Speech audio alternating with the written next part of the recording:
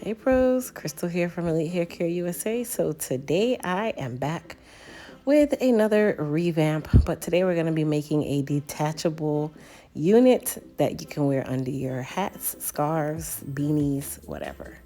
So this unit we're going to call the pandemic unit. Look how luscious she looks. As old as she is. So during the pandemic, I was super bored. So I actually decided that I was going to make my own unit. And I think I wore this unit like one time and never wore it again.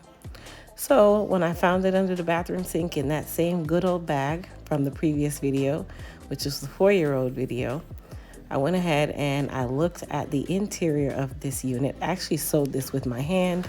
And at the time, if you can't tell that it was pandemic time, don't worry about why I smelled it. I just wanted to make sure it was fresh.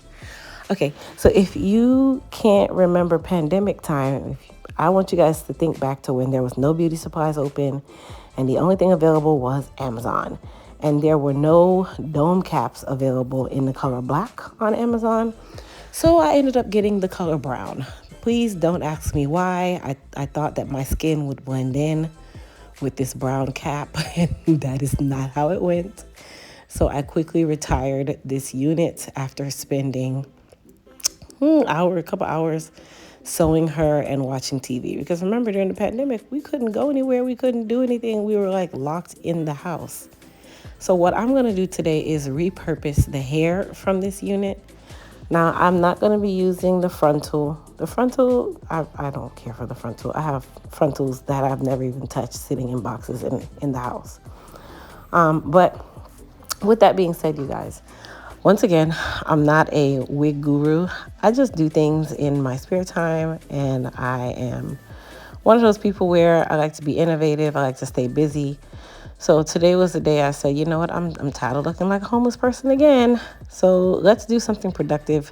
And since I've been wearing hats every day until I decide to go get my hair cut and all that good stuff, let me make something that is kind of a rendition of a hat wig. So today, that's what we're going to do. So I'm using a mesh dome cap for this, which I see everybody using the spandex dome cap, which is the one you guys see me struggling to put onto this huge head. Mind you, this head is actually the size of my head. Don't judge me. I have a huge head. But the dome cap is not breathable, you guys. This is just a pure, like, satin elastic dome cap. So the theory to me is that it makes you sweat more.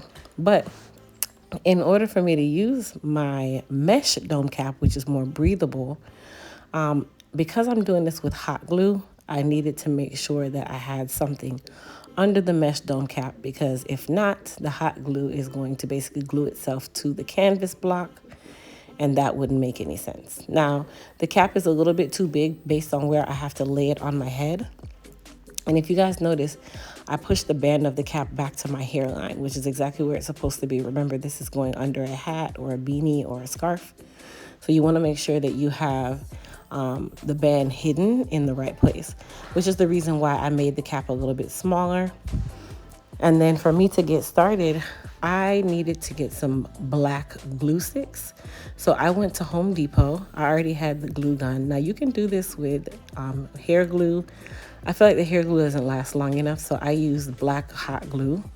And the glue sticks were about $10 from Ryobi at Home Depot. But like I said, you can use what you want. And then as I did it, basically the technique to this is to do it like a U. So all of your tracks are going to be laid like a U. So I want you guys to think of a wig, okay? When you're putting on a wig, basically you want to make sure that the hair is in a U shape enough that it will fall over your hairline.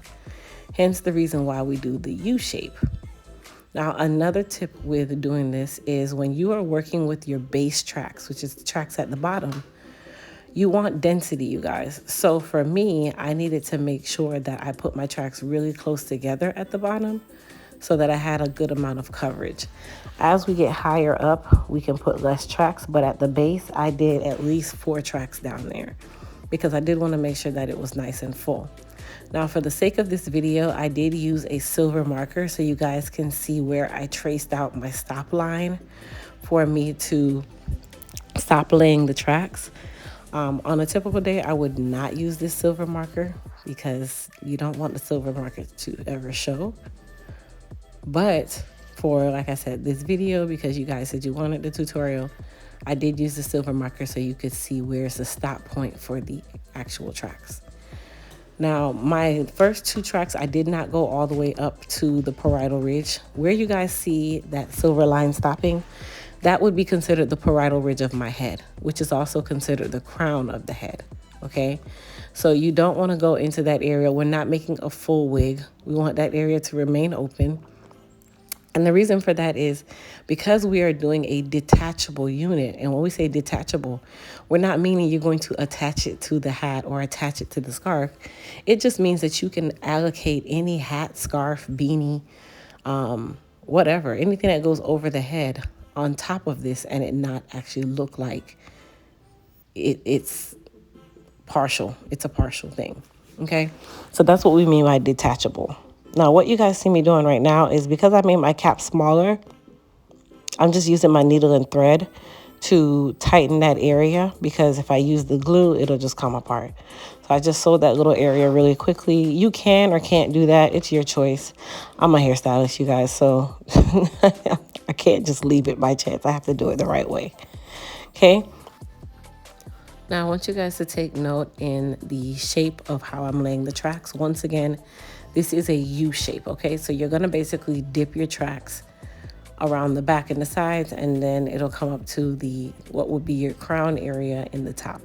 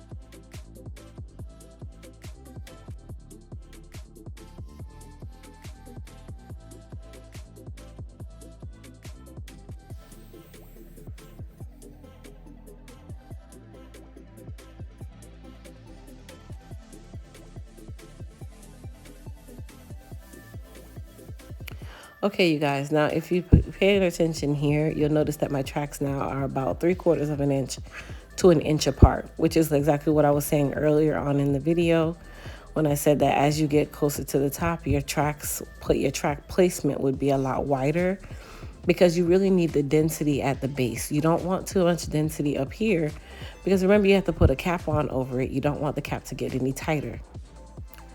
And then you also want to take note, just because this is going under a cap, that doesn't mean you want to leave a lot of space back here. So where you saw me outline or draw out those two lines, that basically told me, okay, this area here is still my crown, but it's the lower part of the crown in the back. And then the top part is my stop point for my last track. So what I did was I put in my final track, and then I went back and closed everything off with one more track. And that is just so it looks really nice. But remember, nobody's going to see this. Okay, you guys, so Baby C decided that he did not want to cooperate for the remainder of this video. So I just put him in his little carrier thing and put him on my body. Now what I'm doing is removing my unit from the wig block and also removing that second cap under the unit. Say hi. Another thing that I would say is if you're going to do the hot glue method, you do want to make sure that you give time for everything to cure. Even though hot glue typically dries really quickly, with this particular installation, it took about another 10 to 15 minutes, mainly because the glue is slightly tacky because it was in between two caps. But I'd say no more than 10-15 minutes is really what you want to wait.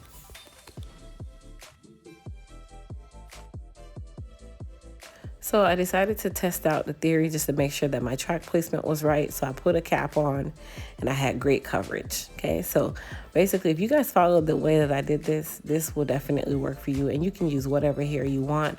But I'm gonna be honest, I highly recommend using human hair. Synthetic hair doesn't last very long, and for the work that you're doing, I really wouldn't want to use synthetic. I want to use something that I can wash and curl or straighten or whatever I choose to do with it. Now, if you guys are wondering, Baby C was looking at me real crazy just now. Like, who are you? I scared him actually. But anyhow, now that the unit is done, I'm just going through and kind of straightening the hair because I planned on doing some loose curls on this unit. Of course, I could have worn it just like this, but I did want to also cut it down. I didn't want it as long as it came, which this is a 24-inch, and I did not want it that long.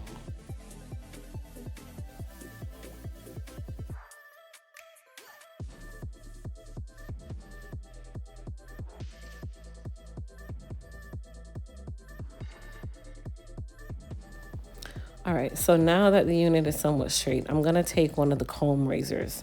Now guys, I'm trying to use things that I know you guys have at home, nothing that require a professional license. So everything that you guys see me using today, you can actually purchase it yourself to do this particular style, or yeah, let's say style. And then I did go ahead and use that razor comb to take off the base or the ends of the hair because they're really thin and straggly. And then I also did a little bit of framing in front, which framing is also another word for layering. That's another thing that I noticed that a lot of people who were making these units do not do. They don't frame the face. It's a big thing for me. I have to. So from here, I got a little bit of frizz control just to get my hair prepared for me to go ahead and curl it up, which this was the easy part. I didn't do like really small curls. I made some nice big loose curls and made it real simple for myself because I could curl this at any given time, or I can just not curl it at all. So I'm using the H2 Pro Red Plate Iron to do the curls, which is really simple for me. And like I said, guys, you don't have to curl it. You can wear it in its crimpy form. You can wear even tighter curl. Like, it's unlimited the amount of things you can do, like, and the different kinds of hair you can use. It is unlimited. So get creative with this. Get really creative.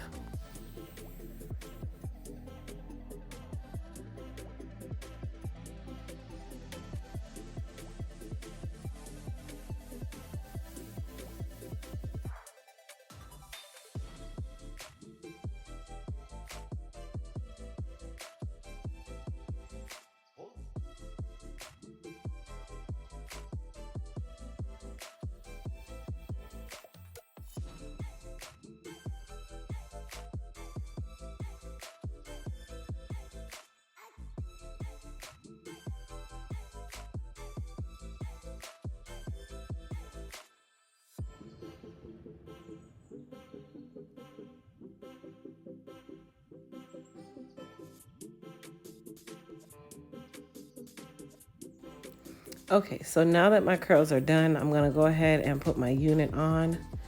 Now, like I said, for the sake of the video, I did draw on this in silver, but that is not something that you're gonna do when you're doing it on a normal day. You want it to remain dark in color. So the placement is perfect. I went ahead and tried it, so I put on my bucket hat. This unit was just super cute, you guys. I want you guys to comment down below. Tell me what you guys think about this technique. Is this something that you would try, or have you ever tried before? But I really, really loved how this came out. And like I said, I love you guys' feedback. Share with me what you guys thought about this. And then I also wanted you guys to take note of how nice and full it looked, but it wasn't too full like a wig. So it came out really, really good. So the last test is the scarf test. The scarf test really proved how flat and really good the installation or execution of this was. So with the scarf, I definitely do this with like a nice dress or a cute purse, but I absolutely adored how this particular detachable wig or cap wig came out. Like I said, I hope you guys enjoyed it. Please don't forget, if you're new here, hit that subscribe button. Don't forget to hit that thumbs up button. And also, you guys, like I said, comment down below. Tell me what you guys think about the finished product. And also, would you try making one of these?